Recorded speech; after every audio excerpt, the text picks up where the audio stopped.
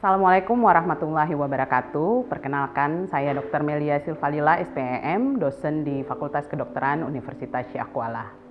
Pada kesempatan ini, saya akan memperagakan keterampilan Basic Trauma Life Support.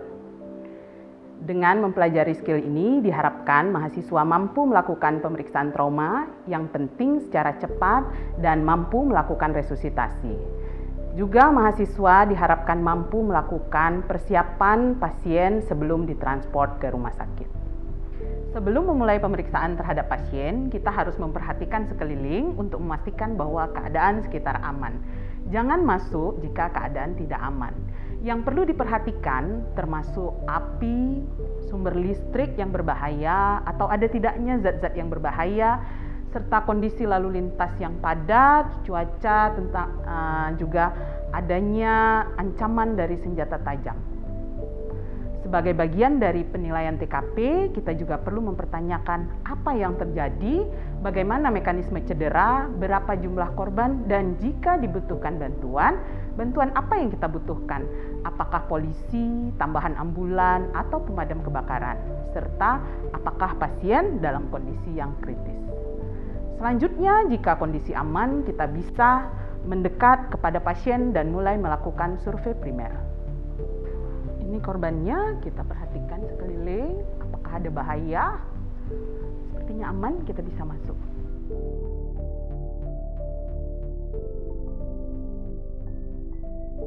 Ya, kita periksa respon korban. Pak.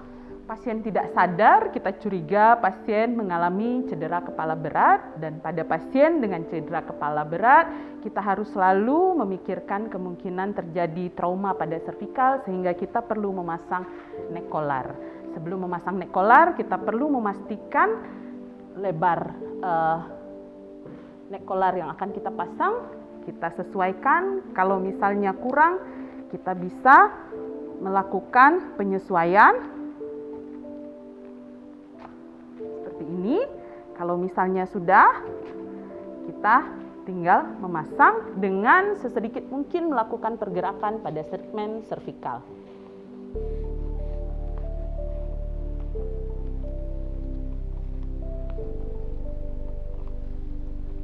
Neck collar sudah terpasang, kita tetap harus memastikan leher tidak bergerak ke kiri dan ke kanan, sehingga penolong pertama harus tetap melakukan stabilisasi di kepala. Selanjutnya, kita memeriksa jalan nafas. Kita pastikan jalan nafas aman dengan melihat ada tidaknya muntahan, cairan yang menutupi jalan nafas atau patahan gigi palsu. Kita bisa juga mencurigai adanya gangguan jalan nafas dengan mendengar suara-suara tambahan seperti snoring dan gargling. Jika kita merasa ada sumbatan jalan nafas, kita perlu membersihkan sumbatan jalan nafas tersebut. Pastikan kalau kita membersihkan, pasien tidak akan menggigit tangan kita. Dan kalau misalnya itu berbahaya untuk kita, jangan dilakukan. Setelah kita memastikan jalan nafas aman, selanjutnya kita pindah ke penilaian pernafasan. Menilai pernafasan, kita nilai apakah pasien bernafas dengan cara melihat pergerakan dinding dada. Apakah dinding dada bergerak simetris kiri dan kanan, atau malah tidak ada pergerakan dinding dada. Jika dada bergerak, kita perlu memastikan apakah suara nafas kiri kanan sama.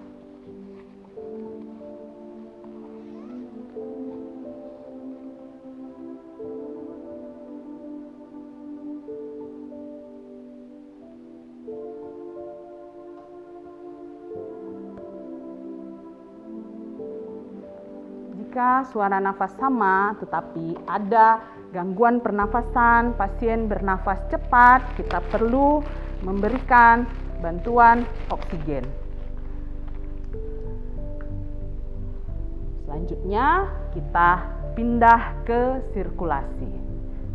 Menilai sirkulasi dapat dilakukan dengan cara meraba nadi karotis atau nadi radialis untuk melihat dan mengetahui apakah ada sirkulasi dan menilai kualitas denyut nadi reguler, irreguler, kuat angkat atau tidak kuat angkat.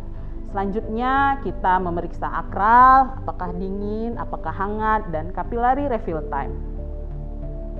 Dan setelah itu kita melihat apakah ada perdarahan, dan jika ada perdarahan kita harus memastikan dan menilai apakah perdarahannya bisa dikontrol atau tidak bisa dikontrol.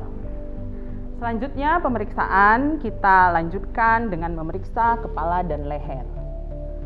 Melihat apakah ada luka,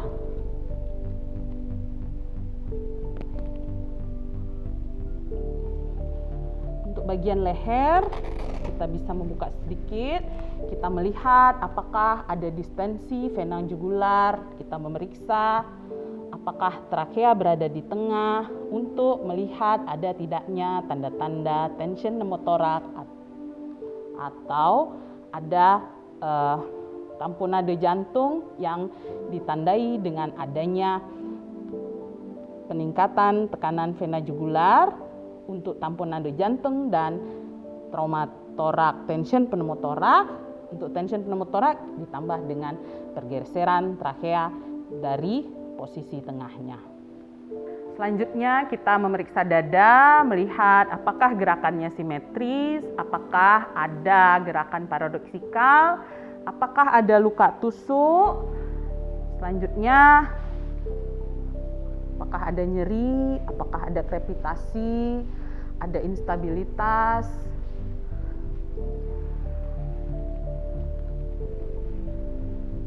Apakah suara nafas simetris kiri kanan terdengar.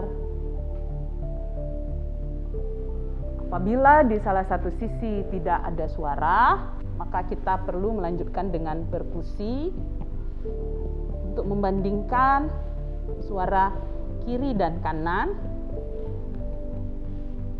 Jika pada perkusi ditemukan hipersonor, maka kemungkinan telah terjadi pneumotorak. Apabila waktu kita perkusi kita dapatkan bunyi suara redup, kita perkirakan kemungkinan telah terjadi hemotorak.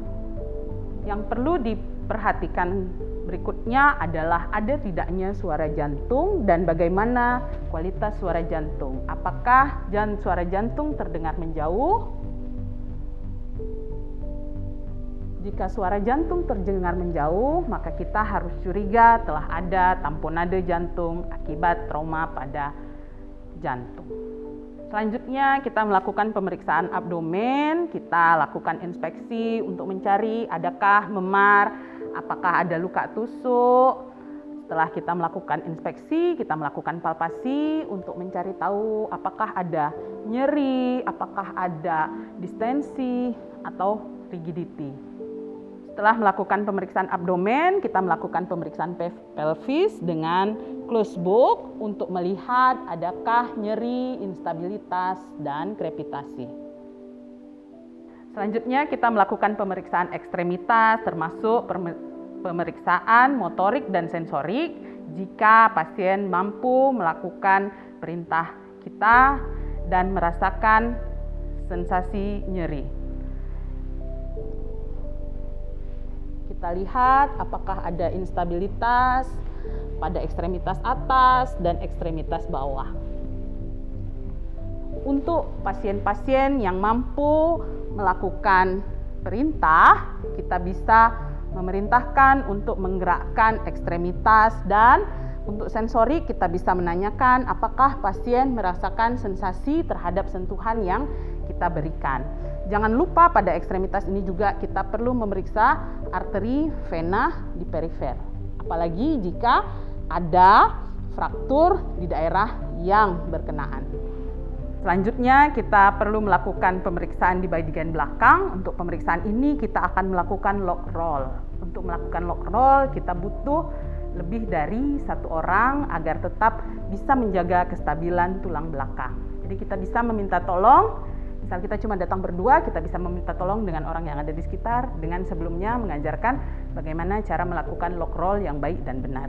Bapak, tolong bantu, kita mau memeriksa bagian belakang, nanti Bapak letakkan tangan di sini dan di kaki.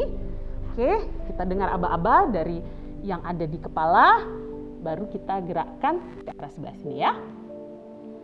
Oke, silakan. 1, 2, 3. Oke. Kita lihat apakah ada luka tusuk, apakah ada jejas, dan kita periksa apakah ada step off dari tulang belakang. Oke.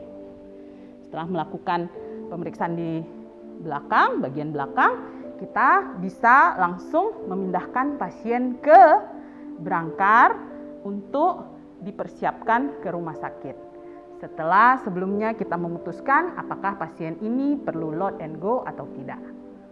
Kita telah melakukan pemeriksaan kepada pasien, kita dapatkan pasien dalam kondisi tidak sadar.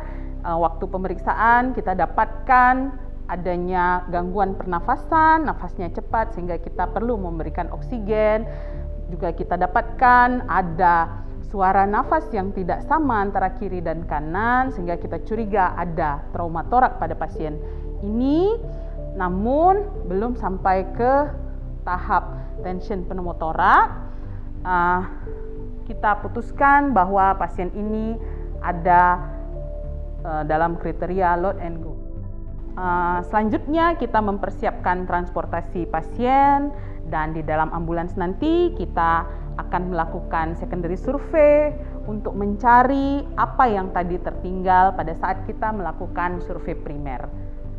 Demikianlah kita sudah selesai melakukan serangkaian pemeriksaan pada pasien trauma. Semoga bermanfaat. Terima kasih. Assalamualaikum warahmatullahi wabarakatuh.